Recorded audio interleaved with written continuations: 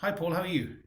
Hi, Mark. I'm really well. How are you doing? Yeah, good, thanks. Yeah, we were going to talk today about how much can the hand take, with me as a hand surgeon, as you as a guitar pedagogue.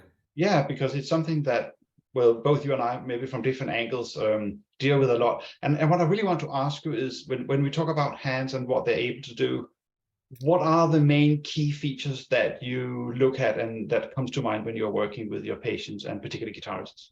Well, yeah, I always ask patients if they're guitarists, what instruments they play, whether they play 12-string guitars, electric guitars, whether what the action's like, and whether they, these we were just earlier talking about 7-string basses and things like that. So you find people play most surprising instruments which need big reaches.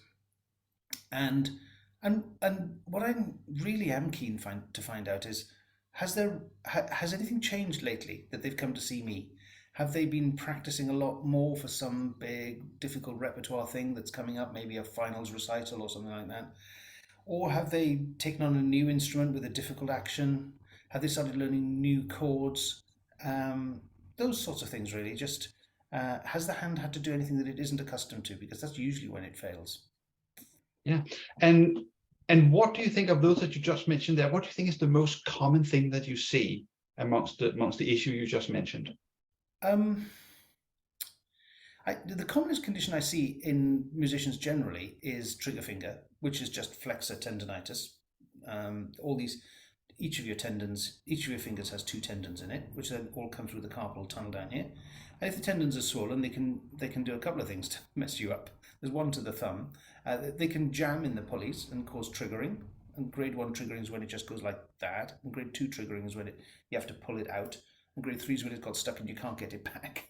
And that's just because the tendon's swollen and it won't go into the first pulley as you want to straighten your finger out like that. And then as they all bunch together and they come into the carpal tunnel down here, um, they can squeeze the median nerve, which supplies the thumb and these two fingers and half of this one. And if it squeezes that, it gives you pain, but it also gives you numbness in the fingers. And actually, you squash the carpal tunnel a little bit more by bending the wrist like that. That's called Phelan's test. And people do that if they've got, a very low neck position and they're doing bar chords or something like that. And so I do find that people, it's one of the early failure things is that they can't do their bar chords or their long chords anymore. Um, yeah, so those are all common. Yeah. And then I see some patients with Dupuytren's contracture as well who can't spread their hands very far, or they're getting arthritis at the base of their thumb because it's just all worn out and they can't reach as far as they'd like to. So they have difficulties with long reaches. One of the things that I know you and I have talked about a lot is also the psychology, and that links to the terms of how high your pain threshold Yeah, is. yeah, And what are your thoughts about that? yeah. I see it. Well, so people will come with everything from the most difficult to find pathology, where all the scans are normal, through to situations where everything's abnormal. They've got arthritis, they've got nerve conduction studies with lots of changes on their nerve function, and the ultrasound shows lots of synovitis, and they may not actually be that symptomatic. So that leads you to think, well, what's going on here? And there's quite a lot of psychology involved, and you as a psychologist would sort of appreciate that. But so essentially, what happens is that people will sometimes catastrophize, say, "Oh my God, I've got this tiny thing going on in my hand. What's it going to turn into? And is it going to stop me being doing that big concert that's coming up next month?" And then, of course, there's all the theory of pain, which means that you can amplify that in your mind, and that will certainly have a very bad negative feedback loop, which will take you down a negative spiral of thinking about pain. Um, and then there's a much more positive way of approaching it, which is that it's likely to be okay and you're likely to be able to carry on. But that's a gross generalization. There are other conditions where people genuinely have something which is difficult to find and they really can't carry on, and it's nothing to do with their psychology. So yeah, you and I have talked about these domains of where the treatment lies before, whether it's going to be with sharp things, with me putting sharp things through people's skins, needles and knives, or whether it's going to be a hand therapist, strapping, taping, support, strengthening, etc., looking at technique, ergonomics, and then, or whether it's going to be technique with you. And then there's the other stuff that sports people have that I've tried to translate over into musicians, which is sleep, nutrition, psychology, and all these things are pulled in as needed if a more complex picture emerges. I think that sort of holistic approach that you're talking about, that's obviously right up my street, and it's exactly what I also advocate. And I want to tell you something interesting, because it's never too late learning, but actually in relation to the hands as well. I've recently taken up yoga, which in some ways links well to what I've done before in terms of exercise and so on. But what I discovered by doing yoga for just 2 weeks and taking the exercise home is that if I implement this into my guitar playing, thinking about this way of moving and developing flow, it has become much easier, which anyone who does yoga and music will say, well, of course.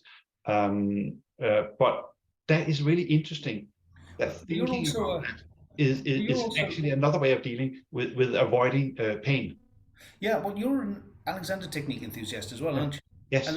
And how does the yoga link in with Alexander Technique? Well, it's very interesting because Alexander himself was very much against yoga because he wasn't keen in those sort of fixed positions, which I can understand. But actually, you don't have to sit in fixed positions when you do yoga, because you can do what they call, I guess, without being an expert, yoga flow, which is what I have done. So continuous exercise. And I think if we can link that particular to the classical guitar, because the bizarre thing about classical guitarists is that they often sit very still because of the way they sit the instrument. Yeah. And obviously, from a physiological point of view, that is not a good thing to be in a locked position. So what I have tried to incorporate, what I have learned from yoga, is putting flow and a bit of movement into my playing, and it has made a huge difference. Do you naturally always take breaks as well, Paul? Yes, and we have talked about this. For me, a practicing session is just a couple of minutes if it's a technical thing, but that, of course, has to be scaled up, as you just talked about before, if you're doing live concerts, because you're playing for 45 minutes times 2. Well, yes, of course, yeah. Well, as you know, I'm a keen amateur trumpet player as well, and I often find myself sitting for 45 minutes without moving. So I'm very bad at it, and I can understand when you get obsessed with one thing that you particularly want to learn, how you can get stuck in that. So I'm as bad as the next man. But for the moment, I don't actually have any musculoskeletal problem, but I suppose that's just waiting to happen.